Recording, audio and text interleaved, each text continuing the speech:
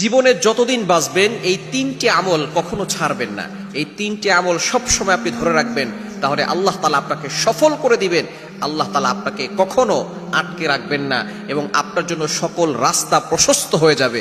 এটা আল্লাহ তাআলা নিজে পবিত্র কোরআনুল কারীমের ভিতরে বলে দিয়েছেন। এই তিনটি আমল আপনি কখনো ছাড়বেন না। 22 নম্বর পারার 16 নম্বর পৃষ্ঠার 13, 14, 15 নম্বর লাইন সূরাতুল ফাতিরের 29, 29 নম্বর আয়াতে আল্লাহ তাআলা এই তিনটি আমলের কথা জানিয়ে দিয়েছেন। এই তিনটি আমল যদি আপনি করতে পারেন, তাহলে আপনি আল্লাহর সাথে চুক্তি করতেছেন, আল্লাহর সাথে ব্যবসা করছেন, আর এই ব্যবসায় আপনি কখনো লসে পড়বেন না। আল্লাহ তাআলা আপনাকে দুনিয়াতেও সফলতা দান করবেন, আখিরাতেও আল্লাহ তাআলা আপনার জন্য সফলতার ব্যবস্থা করে দিবেন। জাহান্নাম থেকে মুক্তির ব্যবস্থা করে আল্লাহ তাআলা জান্নাতের ব্যবস্থা করে দিবেন। আল্লাহ পাক রব্বুল আলামিন নিজে বলে দিয়েছেন তিনটি আমলের কথা। সূরা ফাতিরের 29 নম্বর আয়াত আল্লাহ তাআলা বলছেন, ইন্নাল্লাযীনা ইয়াতলুনা কিতাবাল্লাহ। 1 নাম্বার হচ্ছে আল্লাহর কিতাবের তেলাওয়াত করা, আল্লাহর কোরআনের তেলাওয়াত করা। আমরা আল্লাহর কোরআনের তেলাওয়াত করতে চাই না।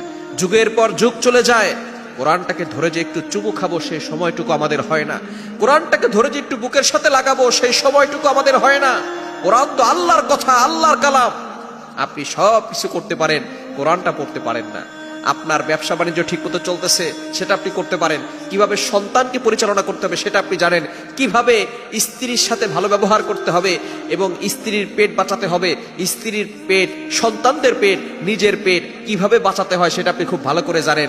ব্যবসায় কিভাবে লাভবান হতে হয় সেটা আপনি জানেন, কোনভাবে টাকা ঘরে আসবে সেটা আপনি ভালো করে জানেন, কিন্তু আপনি কোরআনটা পড়তে পারেন না। এই কোরআন হচ্ছে আল্লাহর কিতাব, আল্লাহর কালাম। কোরআন হচ্ছে এমন কিতাব যে কিতাবের দিকে তাকালেই সওয়াব হয়। আপনি পড়েন আর না পড়েন, তাকালেই সওয়াব হয়। যদি পড়তে পারেন, পড়লে তো প্রত্যেকটা অক্ষরে 10টা করে নেকি হবে, বুঝে পড়লে আরো বেশি সওয়াব হবে। সুতরাং এই কোরআন আমরা অবশ্যই পড়ার চেষ্টা করব। জীবনে যতদিন বাঁচবেন 1 নাম্বার আমল হচ্ছে, আল্লাহ নিজে বলে দিয়েছেন যে আপনি কোরআন তেলাওয়াত করা ছাড়বেন না। আপনি দৈনিক 5 পৃষ্ঠা হলেও তেলাওয়াত করবেন, 2 পৃষ্ঠা হলেও তেলাওয়াত করবেন। রমজানে আরো বেশি বেশি তেলাওয়াত করবেন, কেন রমজানেই কোরআন নাজিল হয়েছে। আল্লাহ নিজে বলে দিয়েছেন, কোরআন খোলেন 2 নম্বর পারা 7 নম্বর পৃষ্ঠার 1, 2 নম্বর লাইন সূরা বাকারার 185 নম্বর আয়াতে আল্লাহ বলছেন, শাহরু রমাদানাল্লাযী উনজিলা ফীহিল কুরআন হুদাল লিন-নাস ওয়া বায়্যিনাতিম মিনাল হুদা ওয়াল ফুরকান। আল্লাহ পাক রব্বুল আলামিন জানিয়ে দিয়েছেন যে এই কোরআন রমজান মাসে নাজিল হয়েছে। সুতরাং রমজানের বরকত এতটা বেশি হয়েছে কোরআনের কারণে। সুতরাং 1 নাম্বার হচ্ছে ইন্নাল্লাযীনা ইয়াতলুনা কিতাবাল্লাহ, আল্লাহর কিতাবের তেলাওয়াত করা।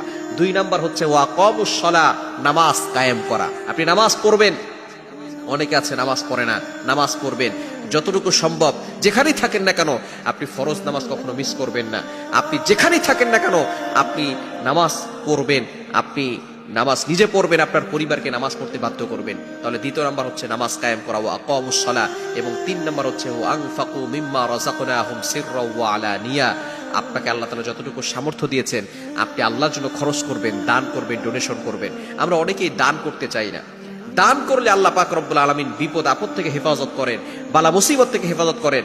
এবং কোনো কারণে যদি আল্লাহ তাআলা কোনো বান্দার প্রতি রাগান্বিত হয়ে যান, তাহলে আল্লাহ পাক রব্বুল আলামিন যদি সে দান করে আল্লাহকে সন্তুষ্ট করার জন্য, আস-সাদাকাতু তুতফিউ গাদাবার রব্বি ওয়া তাদফাউ মিতাতাসসু, আল্লাহ পাক রব্বুল আলামিন ওই বান্দার প্রতি সন্তুষ্ট হয়ে যান। বলেন সুবহানাল্লাহ। এজন্য অবশ্যই আমরা দান করব।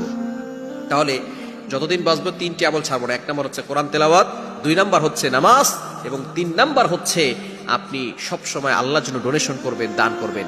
এই 3টি আমল যদি আপনি করতে পারেন আপনি কখনো ব্যর্থ হবেন না।